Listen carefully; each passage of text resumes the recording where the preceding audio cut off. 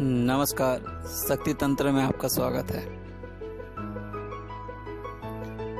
जब मैं परमात्मा की भक्ति कर रहा था तो मुझे सत्य के मार्ग में चलना पड़ा और उसी सत्य में के मार्ग में चलते चलते मेरी घर की आर्थिक स्थिति जो है इतनी खराब हो गई कि इस वक्त मुझे उस ईश्वर से नाता तोड़ना पड़ा।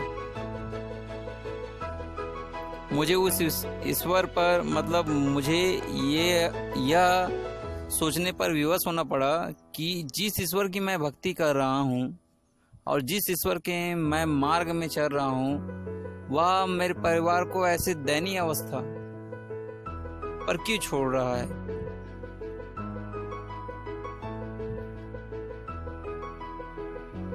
क्या मेरी भक्ति, मैं जो भक्ति कर रहा हूँ यह काफी नहीं, या फिर मैं लोगों का दुख दर्द जो दूर कर रहा हूँ यह काफी नहीं? तो ऐसी अवस्था क्यों आई? उस वक्त मैं बेहद ही ज्यादा क्रोधित था उस ईश्वर पर। मुझे कुछ भी समझ में नहीं आ रहा था आखिर मैं करूं तो करूं क्या। तो मैं अपने धर्म के जितने भी देवी देवता जो है उनको गाली बकने लग गया, उनकी मजाक उड़ाने लग गया, इनका उपहास करने लग गया। और केवल मेरी धर्म नहीं, जितने भी धर्म है वो सब ऐसा है वैसा है, यह सब मैं करने लग गया क्योंकि मुझे अब बिल्कुल भी विश्वास नहीं था ईश्वर पे।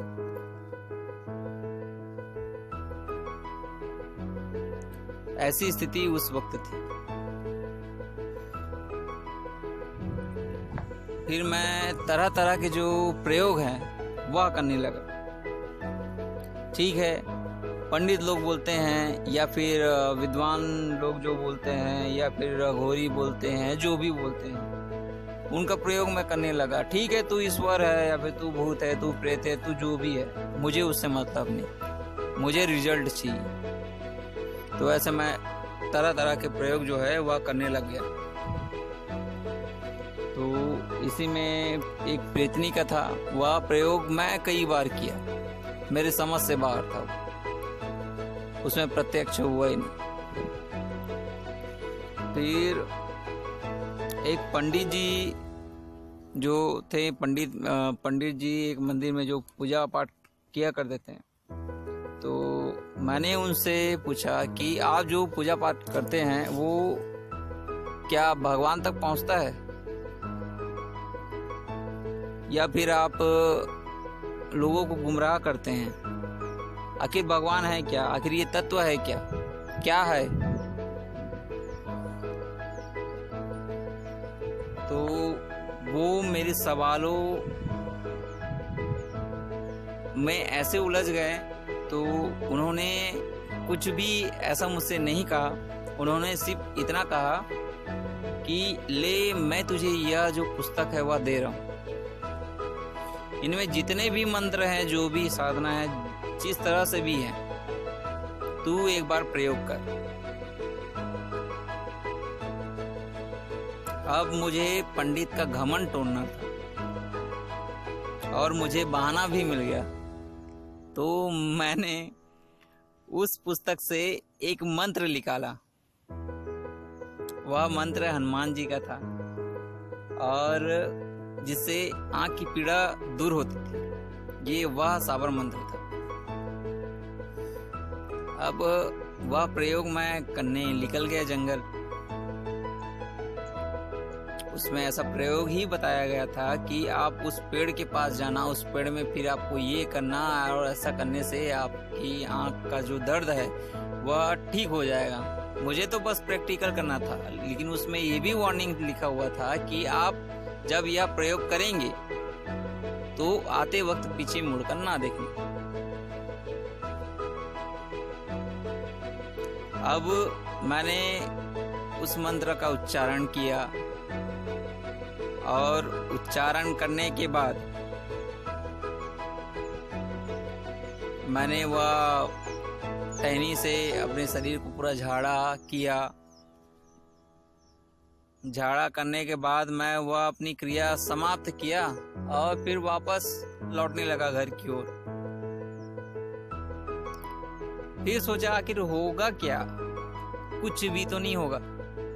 यह सोच के मैं पलट कर देखा पीछे, तो इसका प्रभाव देखिए आप कि उस वक्त मौसम इतना साफ था, अचानक काले बादल जो है उस जगह पे गिर गए जिस जगह पे मैंने यह प्रयोग किया था, और बड़े बड़े बूंदों की बरसात अचानक से होने लगी और आंधी और तूफान चलने लगा। मेरा यह जो अनुभव है यह उसी को समझ में आएगा जो प्रैक्टिकल करता है, या उसे नहीं जो थ्योरी बेस में काम करता है। ये उसे बिल्कुल समझ में नहीं आया। मैं अभी जिस जगह पे हूँ वो सब मैं प्रैक्टिकल करके ही पहुंचा हूँ। मैं थ्योरी बेस में काम नहीं किया हूँ, ना ही मेरा थ्योरी में अनुभव है। मैं प्रैक्टिकल कर करके ही सीखा हूँ। तो अचानक से बरसात होने लगी और उस बारिश में मुझे ये एहसास होने लगा कि यह कैसे हो गया, यह संभव ही नहीं है, क्योंकि अभी कुछ मिनट पहले यह मौसम इतना साफ था और इतने जल्दी खराब हो जाना, क्या इसी मंत्र का प्रभाव था? तो अब यह जो बरसात हो रही थी यह एक एरिया में हो रही थी। मैंने जस्ट उस एरिया को पार किया, वह बरसात होना बंद हो गया। मुझे फिर भी समझ में आया कि ये जो है ये सत्य है कि असत्य है, या फिर मौसम इसी तरह से खराब हो गया। तो मैंने एक और प्रयोग किया था। मैंने प्रयोग किया था स्वप्न सिद्धि वाला, और इसमें भी मुझे प्रत्यक्ष प्रमाण मिले हैं। आज भी वह माता को जब मैं याद करता हूँ तो वह मेरी सहायता के लिए आ जाती है, और ऐसे गुप्त और अनेकों जो लोक हैं और जो गुप्त मंत्र हैं उसका ज्ञान मुझे प्रदान करता है।